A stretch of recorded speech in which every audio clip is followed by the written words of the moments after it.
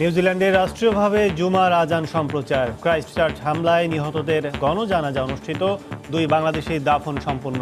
অন্য 3 জনের লাশ দেশে আনা হবে। নামাজের আগে সমাবেশে হাদিসের উদ্ধৃতি দিয়ে ঐক্যের ডাক জাসিন্ডার। দেখছিলেন প্রধান শিরোনাম। সন্ধ্যার সময়ের সঙ্গে আছি আমি কাজল আব্দুল্লাহ এবং আমি গোলাম রাব্বি। এবার অন্যান্য শীর্ষ সংবাদ।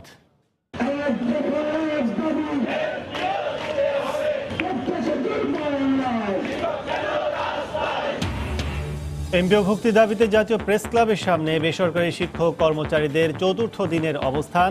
দাবি আদায় না হওয়া পর্যন্ত কর্মসূচি চালিয়ে যাওয়ার অঙ্গীকার।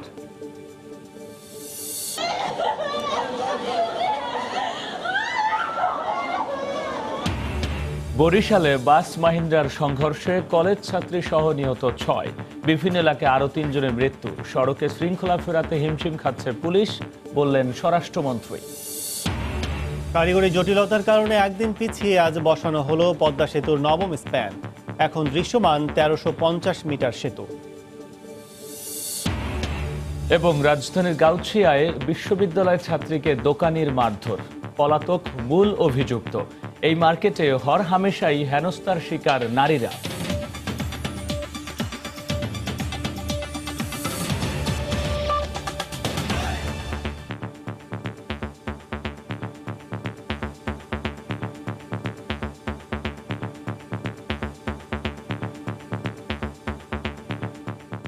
এমপিওভুক্তের দাবিতে চতুর্থ দিনের মতো জাতীয় প্রেস ক্লাবের সামনে সড়ক অবরোধ করে বিক্ষোভ করছেন বিভিন্ন জেলা থেকে আগত শিক্ষকরা।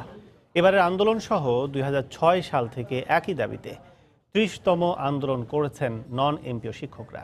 তাদের দাবির মুখে 2010 সালে স্বীকৃতিপ্রাপ্ত কিছু শিক্ষা প্রতিষ্ঠানকে এমপিওভুক্ত করা হলেও বাদ রয়ে যায় আরও 5242টি শিক্ষা প্রতিষ্ঠানের প্রায় 80,000-এর মতো শিক্ষক ও কর্মচারী। তবে এবার তাদের দাবি না বাস্তবায়ন করা পর্যন্ত আন্দোলন চালিয়ে যাওয়ার হুঁশিয়ারও দেন শিক্ষকরা। যে শিক্ষকদের থাকার কথা শিক্ষা প্রতিষ্ঠানে, সেই শিক্ষকই এখন সড়কে আন্দোলন করছেন নিজের অধিকার আদায়ে। শিক্ষা প্রতিষ্ঠানকে এমপিওভুক্তকরণের দাবিতে গত 19 মার্চ থেকে জাতীয় প্রেস ক্লাবের সামনে বিক্ষোভ ও অবস্থান কর্মসূচি পালন করে আসছেন শিক্ষকরা। এদিকে আন্দোলনরত অবস্থায় অসুস্থ হয়ে পড়েছেন অনেকে। আমরা বেতন ভাতা পাচ্ছি না, শিক্ষকতা করছি, আমরা পাশ করাচ্ছি, আমরা পরীক্ষা দেওয়া হয়েছি, আমরা ছাত্রছাত্রী আমাদের আছে, কিন্তু আমাদের হচ্ছে আমাদের কোনো বেতন নেই। রাত যাপন করতেছি 2 দিন যাবত, মশার কামড়, কত কি আমরা কষ্ট সহ্য করে এখানে পড়ে আছি। বিভিন্ন জেলা থেকে আসা শিক্ষকরা জানান বেতন ছাড়া তাদের মানবেতর জীবনযাপনের কথা। কিভাবে আমার সন্তানদের মানুষ করব, এরাই তো জাতির ভবিষ্যৎ, কিন্তু তাদের লেখাপড়া যদি বাধা বিঘ্ন আসে, টাকা পয়সার অভাবে আমার সন্তানদের মেধা আছে কিন্তু পড়াশোনা করাইতে পারতেছি না। আমরা অত্যন্ত মানবতার জীবন যাপন করছি, তাই সরকার মহলের কাছে অনুরোধ আমাদের এই দাবি মেনে নেন। যতক্ষণ পর্যন্ত মানা না হবে ততক্ষণ পর্যন্ত আমরা রাজপথ ছাড়ব না। এর আগেও একই দাবিতে গত বছরের জুলাইয়ে অনশন করেন নন এমপিও শিক্ষকরা। পরে সরকারের আশ্বাসে ঘরে ফিরে গেলেও দাবি বাস্তবায়ন না হওয়ায় চলতি বছরের জানুয়ারি থেকে আবারও আন্দোলন শুরু করেন বিভিন্ন জেলার নন এমপিও শিক্ষকরা। পিঙ্কি আক্তার, সময় সংবাদ, ঢাকা। সন্ধ্যার সময় আরও থাকছে। ডাকসুর কার্যক্রম শুরু হচ্ছে কাল। ভিপি হিসেবে দায়িত্ব নিচ্ছেন নুরুল হক নুরু। সবাইকে নিয়ে কাজ করার অঙ্গীকার ছাত্রলীগের।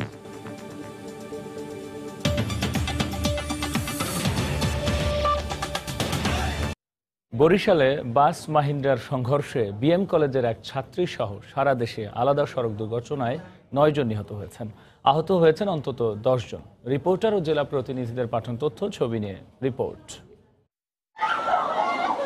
সড়কে থামছে না মৃত্যুর মিছিল। আজও সড়কে প্রাণ গেল এক শিক্ষার্থীর। বরিশাল বিএম কলেজের মাস্টার্সের ছাত্রী শিলা হাওলাদারকে হারিয়ে কান্নায় ভেঙে পড়েন সহপাঠীরা। পুলিশ জানায় শুক্রবার সকালে 10 জন যাত্রী নিয়ে একটি মাহিন্দ্রা সদর উপজেলা থেকে বানারীপাড়া যাচ্ছিল। পথে তেতুলিয়া এলাকায় পৌঁছালে বিপরীত দিক থেকে আসা একটি বাসের সঙ্গে মুখোমুখি সংঘর্ষ হয়। এতে ঘটনাস্থলে শিলা হাওলাদার সহ 2 জন মারা যান। আহত 7 জনকে উদ্ধার করে সদর হাসপাতালে পাঠায় ফায়ার সার্ভিস ও পুলিশ। সেখানে চিকিৎসাধীন অবস্থায় আরও 4 জনের মৃত্যু হয়। আহতদের অবস্থাও আশঙ্কাজনক বলে জানিয়েছেন চিকিৎসক। আমি ওর যখন বেরোইছে, ওর ড্রেসটা দেখছি, ও কি পরে বেরোইছে, ওই আসছি সেইটা যে বন্ধু কয় কি কয় আমার ভাই অ্যাক্সিডেন্ট হয়েছে, আমি তো ওখান তুই আই পড়ছি, আইয়ে দিবি সেই ভাই দিয়ে আমার ভাই শেষ হয়ে গেছে। আর তো বাবারে গিয়ে আমি দেখলাম না ওরে। দুর্জয় পরিবহন বানারীপাড়া থেকে আপনার বরিশাল আসার পথে এবং মাহেন্দ্র এদিকে আসতেছিল, দুর্জয় পরিবহন যাচ্ছিল, মুখোমুখি সংঘর্ষ হয় এবং ওই সংঘর্ষে আপনার জায়গায় খুব খারাপ একটা অবস্থা, আহত অবস্থা, আমরা মানে মুমূর্ষ অবস্থা আমরা মেডিকেলে পাঠাই। স্থানীয় জনগণ থেকে আমি এই বিষয়টা আলাপ করছি, তাতে বলা যায় যে বাসটারই দোষ ছিল, বাসের দোষের কারণেই মাহেন্দ্রর সাথে বাড়ি গেছে, আসলে কোনো টায়ার বাসটায় নেই। মানিকগঞ্জের শিবালয় উপজেলার ফলসাটিয়া এলাকায় পণ্য বোঝায় একটি ট্রাক নিয়ন্ত্রণ হারিয়ে সামনে থাকা অপর একটি ট্রাককে ধাক্কা দেয়। আহত ট্রাক চালককে উদ্ধার করে উপজেলা স্বাস্থ্য কমপ্লেক্সে নেওয়া হলে চিকিৎসাধীন অবস্থায় তার মৃত্যু হয়। এছাড়া নরসিংদীর বেলাবো উপজেলায় রাস্তা পারাপারের সময় ট্রাকের ধাক্কায় এক নারী এবং মাগুরায় সড়ক দুর্ঘটনায় আরও একজন নিহত হয়েছেন। রওজায়ে জাবিদা ঐশী, সময় সংবাদ। রাধুনি পাগল, বউ সোহাগী, জামাই নাড়ু, বউ পাগলা। অনেকেই বলে না আমাদের ধানে জাত হারিয়ে যাচ্ছে, অমুক ধানটা হারানোর কোনো সুযোগ নেই। দেখবেন সংবাদের শেষাংশে। অবশেষে দ্বিতীয় দিনের চেষ্টায় বসানো হলো পদ্মা সেতুর নবম স্প্যান। নদীর জাজিরা প্রান্তে 34 ও 35 নম্বর পিলারের ওপর স্প্যানটি বসানো হয়। ফলে দৃশ্যমান হলো 1350 মিটার সেতু। প্রকল্প এলাকা থেকে সাইফুল ইসলামের ছবিতে বিস্তারিত জানাচ্ছেন এহসান জুয়েল। বুধবার মাওয়া থেকে নিয়ে আসার পর বৃহস্পতিবার বসানোর কথা ছিল পদ্মা সেতুর নবম স্প্যান, কিন্তু স্প্যানবাহী ক্রেন নোঙর করে রাখার কেবল ছিঁড়ে যাওয়ায় তা আর সম্ভব হয়নি। তবে শুক্রবার ভোর 5টা থেকেই স্প্যান বসানোর প্রক্রিয়া শুরু হয়। প্রথমে ক্রেনে রাখে স্প্যানটি পিলারের সমান উচ্চতায় তোলা হয়, এরপর এগিয়ে এনে সেটি সকাল 9:15টায় বসিয়ে দেওয়া হয়। আগের স্প্যানগুলোর পাশেই শুরু হয় জোড়া লাগানোর কাজ। নদীর মাওয়া পাড়ের একটি আর জাজিরা পাড়ের 8টি মিলে দৃশ্যমান 1350 মিটার সেতুতে উচ্ছ্বসিত দুই পাড়ের সাধারণ মানুষ আশাবাদী দ্রুত কাজ শেষ হওয়ার ব্যাপারে। আজকে 9টা বসছে, কাজের গতিও অগ্রগতিও আস্তে আস্তে অনেক বাইরে যাইতেছে। ব্রিজ হইলে যাতায়াত চলাচল ভালো হইতে পারে, বুঝেন না, আগে অনেক ফেরি দেওয়া গেলে অনেক টাইম লাগে, আর যদি গাড়ি চলাচল হয় তো কম টাইমে ঢাকা যাইতে পারবো। শুরুতেই দেখেছি, এখন যখন হয়ে গেছে ইনশাল্লাহ খুশির গর্ব, আমাদের দেশে এত বড় জিনিস হচ্ছে।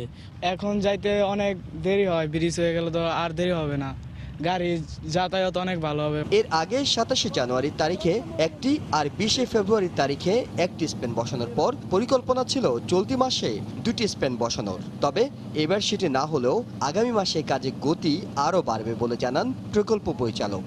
আমাদের প্রোগ্রেসটাকে আরো বাড়ানো যায় কিনা, এখন একটা করতেছি, দুইটার পরে আরো বাড়ানো যায় কিনা, সেটা আমরা আগে 2টা করি, তখন দেখতে হবে যে আমরা আরো পারি কিনা। পদ্মা সেতু কর্তৃপক্ষ বলছে এখন পর্যন্ত মূল সেতুর কাজে অগ্রগতি হয়েছে 73%। একটু একটু করে বাড়ছে পদ্মা সেতুর দৈর্ঘ্য, একটি করে স্প্যান বসছে, আর পদ্মা সেতুর সাফল্যের মুকুটে যোগ হচ্ছে নতুন একটি পালক। সবশেষ গত 3 মাসে গড়ে প্রতি মাসে একটি করে স্প্যান বসেছে।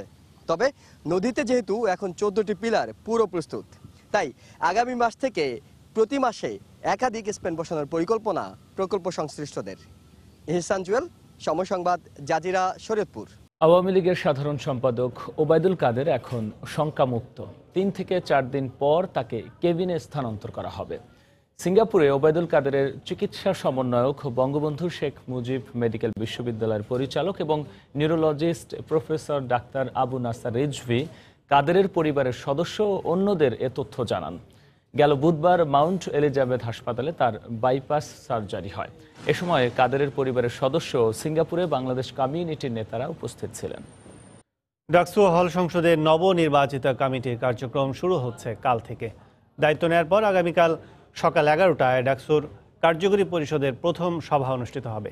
বিকেলে মধুর ক্যান্টিনে এক ব্রিফিংয়ে ডাকসুর ভিপি হিসেবে দায়িত্ব নেওয়ার কথা জানিয়েছেন সাধারণ ছাত্র অধিকার সংরক্ষণ পরিষদের নেতা নুরুল হক নূর। আর ডাকসুর এজিএস সাদ্দাম হোসেন জানিয়েছেন সবাইকে সঙ্গে নিয়ে সাধারণ শিক্ষার্থীদের অধিকার প্রতিষ্ঠায় সক্রিয়ভাবে কাজ করবে ছাত্রলীগ।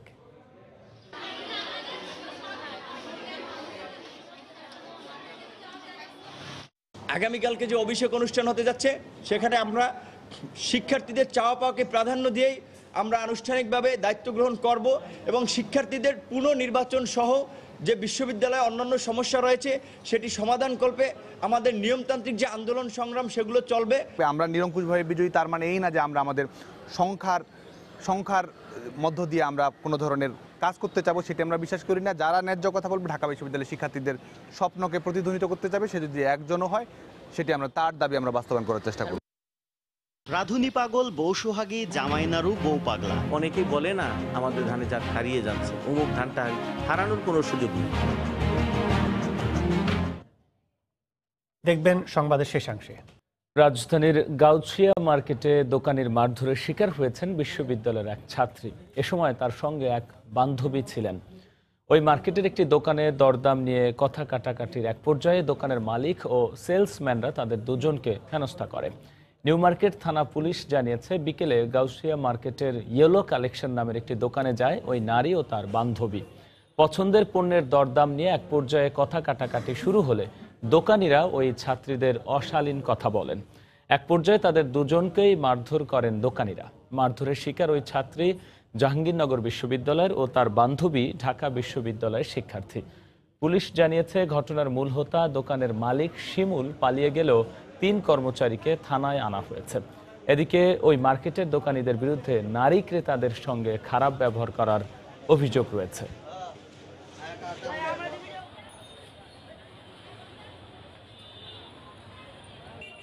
দোকানদাররা একটু রাফ বিহেভ করে, আর তাছাড়া এরকম তো রাস্তাঘাটে বেশি ভিড়ের মধ্যে তারা একটু আমাদের সাথে করার চেষ্টা করে, বিরক্ত প্রকাশ করে। দেখা যায় একটা জিনিস কিনতে গেলে একটু দেখলে বেশি, তাহলে তাদের মাথা গরম হয়ে যায়। এই বিষয়টি আমরা জানার পরেই আমাদের পুলিশ ওখানে যায়। যাওয়ার পরে ওখান থেকে 3 জনকে আমরা থানাতে নিয়ে আসে এবং মেয়েটা অভিযোগ দিচ্ছে। অভিযোগ দেওয়ার পরে যে প্রকৃত যে মূল আসামি সে তাকে আমরা পাইনি, মালিক, তাকে আমরা গ্রেপ্তার করার চেষ্টা করছি এবং আইনের আওতায় এনে যথাযথভাবে আইনি প্রক্রিয়া সম্পন্ন করার জন্য যেটা প্রয়োজন আমরা সেটা করব। ভূগর্ভস্থ পানির চাপ কমিয়ে পরিবেশ রক্ষার পাশাপাশি প্রতিদিন 10 লাখ লিটার পানি সাশ্রয় করছে দেশের বৃহত্তম রড নির্মাণকারী প্রতিষ্ঠান বিএসআরএম। চট্টগ্রামের মিরসরাই সোনাপাহাড়ে অবস্থিত স্টিল মিল লিমিটেড কারখানায় ওয়াটার ট্রিটমেন্ট প্লান্টে রিসাইক্লিংয়ের মাধ্যমে পানির অপচয় রোধ করা হচ্ছে। কারখানায় ব্যবহৃত নোংরা পানি বারবার ব্যবহার হওয়ায় দূষণের হাত থেকে রক্ষা পাচ্ছে আশপাশের ফসলি জমিও। বিস্তারিত জানাচ্ছেন শফিকুল আলম। বিশ্বের সবচেয়ে বড় ইন্ডাকশন ফার্নেস প্লান্ট বা স্ক্র্যাপ থেকে লোহা তৈরির কারখানা পরিচালনা করছে বাংলাদেশের অন্যতম শিল্প প্রতিষ্ঠান বিএসআরএম। প্লান্টের একটি চুল্লি থেকে প্রতি 90 মিনিটে উৎপাদন হয় 50 মেট্রিক টন বিভিন্ন ক্যাটাগরির রড। এটি সহ অন্যান্য প্লান্টে প্রতিদিন পানির প্রয়োজন প্রায় 30 লাখ লিটার। এমন বাস্তবতায় পানির অপচয় রোধে কারখানার পাশে স্থাপন করা হয় ওয়াটার ট্রিটমেন্ট প্লান্ট। আমরা ওগুলো বাইরে না ফেলে ওগুলো আমরা এখানে রাখতেছি, তার ফলে আউটসাইড পরিবেশটাও সেভ হচ্ছে এবং প্লাস আমাদের যে সিস্টেমে যে ওয়াটারটা প্লাস আন্ডারগ্রাউন্ড ওয়াটারটা আমাদের বেশি পরিমাণে কনজিউম করতে হচ্ছে না, সেটাও সেভ হচ্ছে। পানির প্রেশারটা সেটাও কমে আসতেছে। আমাদের আলাদা করে পানি পাম্পিং করে জেনারেট করার প্রয়োজন হচ্ছে না। দুটি পানি ধরে রাখার রিজার্ভার থেকে 7টি ফিল্টারের মাধ্যমে করা হয় পানি রিসাইকেলিং। ময়লা হচ্ছে টোটাল সাসপেন্ডেড সলিড আছে, ওটাকে আমরা পরিষ্কার করছি। তারপরে আমরা আয়রনটাকে পরিষ্কার করছি। যখন ক্যালসিয়াম কার্বনের ম্যাগনেসিয়াম কার্বনের ফিল্টার হয়ে যাচ্ছে, আমাদের সফটওয়্যার তৈরি হচ্ছে, তখন আমরা ওটাকে পাঠাচ্ছি। এর স্টিল মিলে 4টি ফার্নেস, 2টি এলআরএফ ও 2টি সিসিএমে 2016 সালে চালু হওয়া ওয়াটার ট্রিটমেন্ট প্লান্ট থেকে পানি সরবরাহ করা হয়। শফিকুল আলম, সময় সংবাদ, চট্টগ্রাম। বর্তমান সরকার ইউনানি চিকিৎসার প্রসারেও কাজ করছে বলে মন্তব্য করেছেন আওয়ামী লীগ নেতা অ্যাডভোকেট কামরুল ইসলাম এমপি। বিকেলে রাজধানীর বকশীবাজারে তিব্বিয়া হাবিবিয়া কলেজে আলোচনা সভায় প্রধান অতিথির বক্তব্যে তিনি একথা বলেন। অনুষ্ঠানে উপস্থিত ছিলেন কলেজ ও ফাউন্ডেশনের কর্মকর্তারা। অনুষ্ঠানের শুরুতে হাকিম হাবিবুর রহমান সমাজসেবক ও সাহিত্য সেবক গ্রন্থের মোড়ক উন্মোচন করা হয়। পরে কামরুল ইসলাম তার বক্তব্যে কলেজের প্রতিষ্ঠাতা শেফাউল মুলক হাকিম হাবিবুর রহমান খানের খিলাফত আন্দোলন, ইউনানি চিকিৎসা, শিক্ষা ও সাহিত্যের অবদান চিরস্মরণীয় উল্লেখ করে কলেজটি হাকিম হাবিবুর রহমান ইউনানি মেডিকেল কলেজ নামে নামকরণের প্রস্তাব দেন।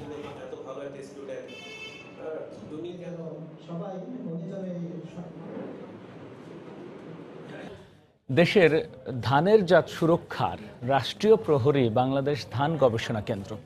বর্তমানে প্রতিষ্ঠানটির জিন ব্যাংকে হারিয়ে যেতে বসা টেপা বোরো, বালামশাইল ও সাদামোটা সহ বিচিত্র নামের দেশি বিদেশি ৮,৫০০ ধানের জাত সংরক্ষিত রয়েছে। এসব জাত থেকে উদ্ভাবিত হয়েছে ব্রি ২৮, ব্রি ২৯ সহ ৯৪টি উচ্চ ফলনশীল জাত। গবেষণা চলছে খরা, বন্যা ও লবণাক্ত সহিষ্ণু জাত উদ্ভাবনে। জিন ব্যাংকে সংরক্ষিত ধানের জাতগুলো দেখতে কেমন, আর এ নিয়ে সাধারণ মানুষের রয়েছে বিস্তর কৌতূহল। প্রথমবারের মতো সুরক্ষিত এই জিন ব্যাংক ঘুরে এসে বিস্তারিত জানাচ্ছেন শুভ খান। রাধুনী পাগল, বউ সোহাগী, জামাইনাড়ু, বউ পাগলা, বিচিত্র এই নামগুলো যে কাউকে গোলক ধাঁধায় ফেলে দেবে। এগুলো সুস্বাদু খাবার কিংবা ব্যক্তি বা স্থানের নাম নয়, মাঠ থেকে হারিয়ে যাওয়া সুগন্ধি ধানের জাত। কিন্তু হারিয়ে যাওয়া এমন ৮,৫০০ ধানের জাত সংরক্ষণ করে গড়ে তোলা হয়েছে বাংলাদেশ ধান গবেষণা কেন্দ্রের জিন ব্যাংক। সংগ্রহের শুরুটা ১৯৭০ সালে। এরপর স্বল্পমেয়াদী রাইস জিন ব্যাংকের যাত্রা শুরু হয় ১৯৭৪ সালে, আর ২০০৭ সালে দীর্ঘমেয়াদী সংরক্ষণ পদ্ধতি যুক্ত হওয়ার মাধ্যমে জিন ব্যাংকটি পায় আধুনিকতার পূর্ণমাত্রা। শর্ট টার্মে ব্রাউন পেপারে আমরা ২৫০ গ্রামের মতন করে সিড রাখি। তারপর যখন আমরা মিড টার্মে বা লং টার্মে রাখবো তখন রাখি যেরকম ফয়েল পেপারে। সিলিকা জেলটা রাখা হয় যদি কোনো এক্সট্রা ময়েশ্চার এটার ভিতর থাকে, তাহলে এই ব্লু কালারের সিলিকা জেলগুলো ময়েশ্চারটা কনজিউম করে। বীজের আকার, বর্ণ, কোন মৌসুমে চাষ হয় সেটা মিলিয়ে ধানের নাম হয়েছে কালিজিরা, বেগুনবিচি, ১৪ মগর, জংলি বোরো, টেপা বোরো। সংরক্ষিত এসব জার্ম প্লাজম একটির সাথে অন্যটির সংকরায়ন করানো হয়। এরপর উদ্ভাবন হয় নতুন জাতের। কোটি টাকা দিলেও একটা ধানের গ্রেন পাবেন না। এবং এই একই সেট আমাদের আছে ইরিতে, এবং ইরির একই সেট আছে ইউএসএতে। সুতরাং এই যে অনেকেই বলে না যে আমাদের ধানের জাত হারিয়ে যাচ্ছে, অমুক ধানটা হারানোর কোনো সুযোগ নেই। জিন ব্যাংকে ৮,৫০০ ধানের জাত থাকলেও বর্তমানে চাষ হচ্ছে ৪০০ থেকে ৫০০ প্রজাতির ধান। উচ্চ ফলনের প্রয়োজনে কৃষকের ক্ষেত থেকে হারিয়ে গেছে কটকতারা, পানবিড়া ও কার্তিক সিন্নি সহ নাম না জানা ধানের অনেক জাত। তবে ব্রিজ বিজ্ঞানীরা বলছেন, জিন ব্যাংকে বৈজ্ঞানিক পদ্ধতিতে সংরক্ষিত এসব ধানের জাত টিকে আছে, টিকে থাকবে বছরের পর বছর। গবেষণার মাধ্যমে ঐতিহ্যবাহী এসব ধানের সংমিশ্রণেই উদ্ভাবিত হবে নতুন নতুন জাত। বাংলাদেশ ধান গবেষণা কেন্দ্রের জিন ব্যাংক থেকে শুভ খান, সময় সংবাদ। এ পর্যায়ে শীর্ষ সংবাদ জানিয়ে দিচ্ছি আরও একবার। এমপিও ভুক্তি দাবিতে জাতীয় প্রেস ক্লাবের সামনে বেসরকারি শিক্ষক কর্মচারীদের চতুর্থ দিনের অবস্থান। দাবি আদায় না হওয়া পর্যন্ত কর্মসূচি চালিয়ে যাওয়ার অঙ্গীকার।